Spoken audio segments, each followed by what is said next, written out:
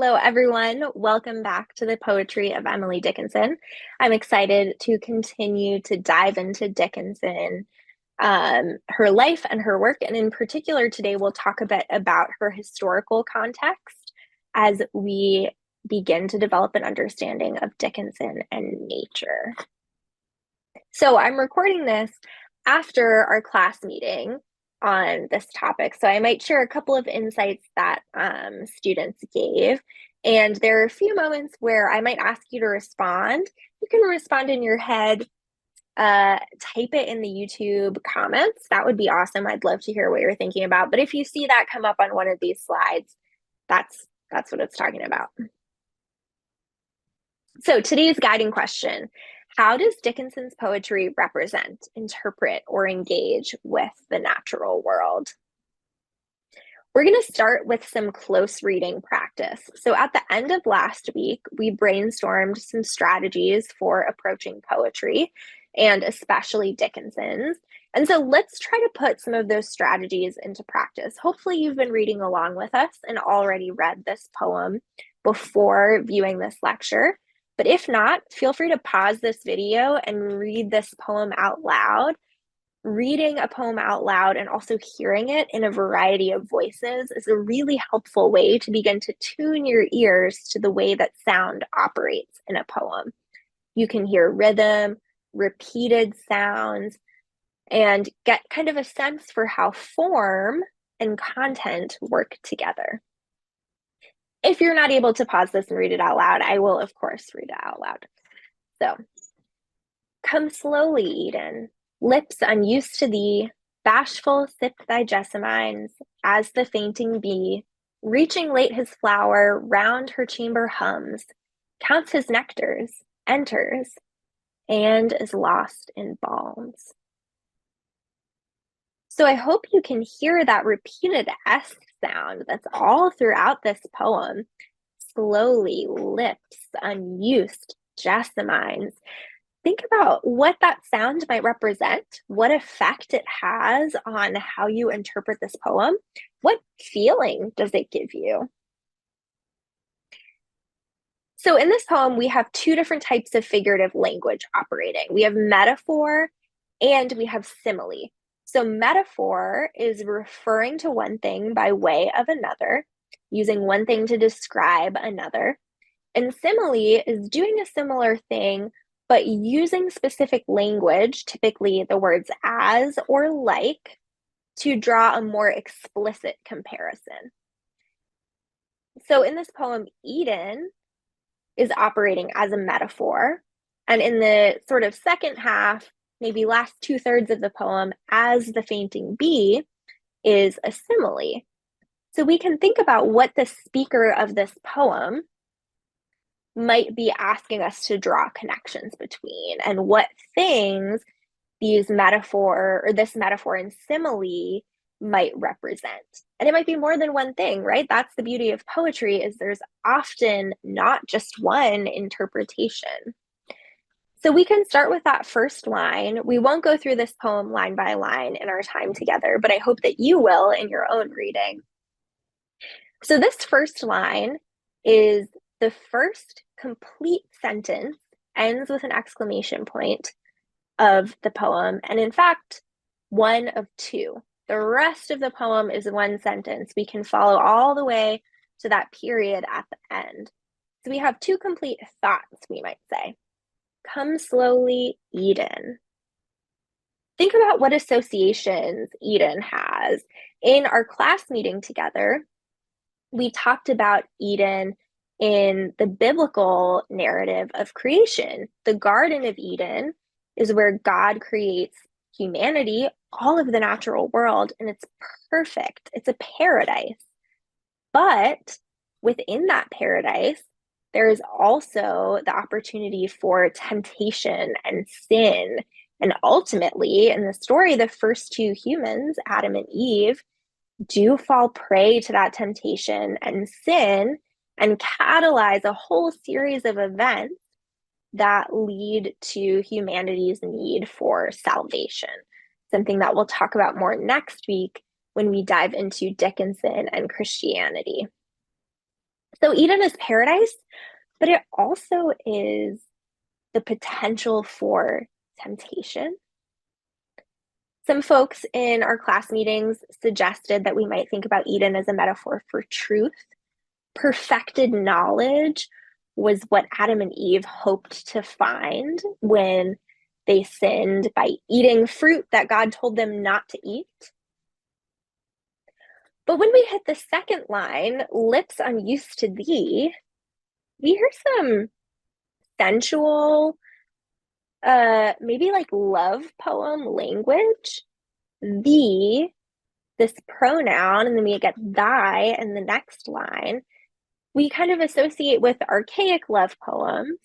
They're familiar pronouns.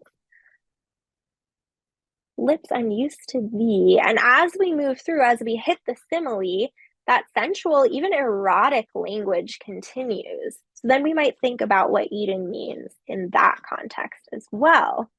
How is the simile operating? And what is the other half of it?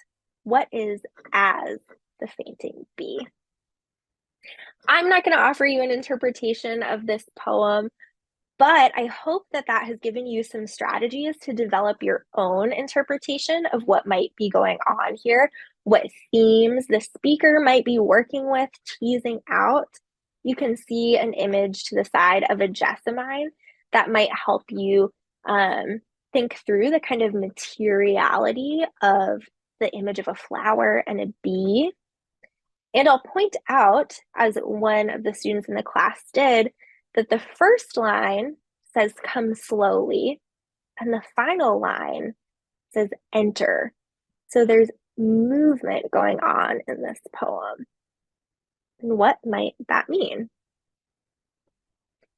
What I wonder is if Eden is a stand-in for nature, what might we say about how the speaker of this poem thinks about the natural world? What is the encounter with nature that's being described here? I'll leave you with that. So, as I mentioned, I'm going to talk a little bit about the historical context in which Dickinson was operating.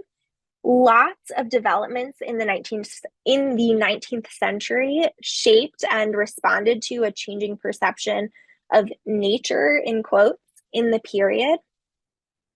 As industries boomed and people moved to cities from previously living in agricultural centers, we might ask, is the natural world everything that's outside of those cities that are now increasing in population?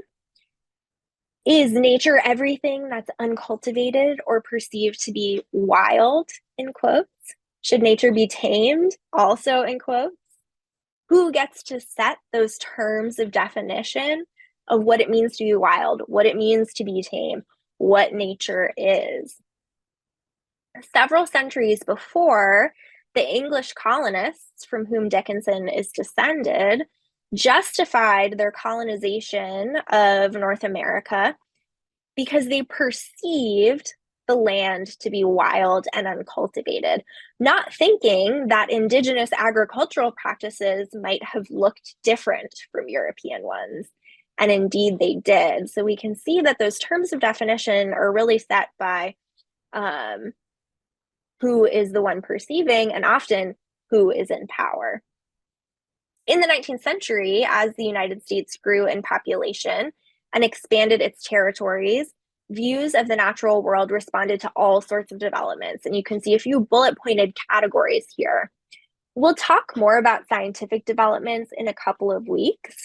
But just to say, Dickinson was very interested and very well read in scientific developments in the period. She was particularly interested in geology and botany.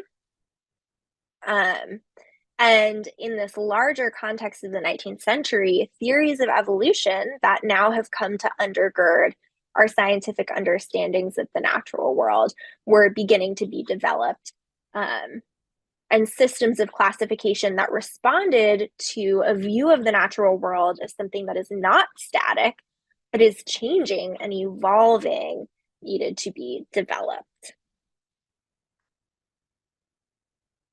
So in the political sphere and the industrial sphere that are kind of interconnected, really, as all these categories are, uh, the natural world was understood as something to be taken or commodified, manifest destiny, particularly in the second half of the 19th century. And if you remember, Dickinson lived kind of right in the middle of the 19th century. Manifest destiny, this idea that the US has a divine right to expand its territories to the Pacific, caused a perception of the natural world as something that needs to be tamed and civilized. And indigenous peoples were grouped into that category of the natural world as people who needed to be tamed and civilized or else totally eradicated. In this image, which was widely reproduced in the second half of the 19th century, really the second quarter or the last quarter of the 19th century, called American Progress, we can see kind of a visual representation of this idea of manifest destiny that is really deeply upsetting. We have this angelic figure in the middle pushing settlers in their wagons, on their horses, towards the west, and pushing out of the frame, literally off of the canvas, a group of indigenous peoples, buffalo, and all of this is being driven by industrial developments. The United States saw massive changes in this time as industrial developments like mechanisms required to create large factories and refineries, trains allowed for commercial fishing and trade, and all of this increased the need for natural resources like coal and oil, while it also made it easier to transport goods and people long distances in record time. And all of this had a massive impact on not only the landscape, the natural world, but the peoples who inhabited North America long before English and European settlers got to this continent. From the religious and philosophical side, if you've studied 19th century US literature previously, you've probably already heard the term transcendentalism. That term and this sort of idealist philosophy originates with Ralph Waldo Emerson in the 1830s, 1840s. It's a little bit of a catch-all term, but basically, transcendentalism is a philosophical approach to life that emphasizes self-reliance, individualism, and often encourages humans to use the natural world as a means of realizing their full potential. While not all folks who subscribe to transcendentalism would have endorsed the sort of commodification of the natural world that we just saw in that previous image, there is a sense of human superiority, and the natural world is a means to better understand humanity's potential. I also mentioned spiritualism here, which you might be less familiar with, but this practice of communicating with the dead, which was, among other things, a feature of spiritualism, grew in popularity in the later 19th century after the American Civil War because folks had loved ones who died suddenly and violently that they wanted to communicate with. Spiritualism asks really interesting questions about the relationship between the physical and natural world and the supernatural and spiritual realm and the ways in which they overlap and interconnect. And you might have already seen Dickinson asking similar questions in the poetry we read for the past 2 weeks. Finally, in artistic representations of this period, we see American Romanticism, which comes a little bit later than European Romanticism. This painting by Thomas Cole is of a real location in New Hampshire, actually not far from where I grew up. And so I want to pause and ask you what you notice about the natural world here. What's emphasized, de-emphasized? What's the scale of things? What stands out to me is how small that little person riding a horse is compared to the mountains, even compared to the trees and the boulders that the rider is passing. I also noticed, and this is in part thanks to an observation by one of the students in this class, the number of trees chopped down in this clearing. We see so many stumps. And after having just heard about the commodification of natural resources and the increased use of natural resources in this period, that really stands out to me. But even so, the product of these trees, the house, the cabin, or the person who potentially chopped them down, this rider on their horse, are so tiny compared to the mountains and this natural landscape in which we find them. So what about Dickinson? What similarities or differences do you notice in these various responses to the natural world, in Dickinson's poetry? One thing that stands out to me, to return to this painting, is, as I said, the scale is massive. In many of Dickinson's poems, we zoom way in to what's going on a single branch, on a blade of grass, right? We're looking at the minutia of the natural world. If we were to put Dickinson's response to the natural world in one of those bullet points that we saw in the previous slide, how would we describe it? What questions or themes appear most in Dickinson's poetry, and what's missing? What does she seem to be interested in the nature poems that we read for today that isn't accounted for by these varying views of the natural world? So this week's readings, just as a refresher, where perhaps you'd like to buy a flower, I have never seen volcanoes, Come Slowly Eden, which we just read together, Hope is the Thing with Feathers, Some Keep the Sabbath Going to Church, A Bird Came Down the Walk, I Started Early, Took My Dog, Had I Not Seen the Sun, A Single Clover Plank. And I'll end on this side with some questions for you to consider as you reflect on those poems. These are questions that guided our class discussion. Who's the speaker of the poem? What can we know about them? Who might they be speaking to? Where are we? What images are important? Is there a narrative, a story, or a series of events in the poem? And if so, what is it? One thing that's not on here, but that we talked about with Come Slowly Eden, is what does this poem sound like? How do the oral, auditory elements of this poem work?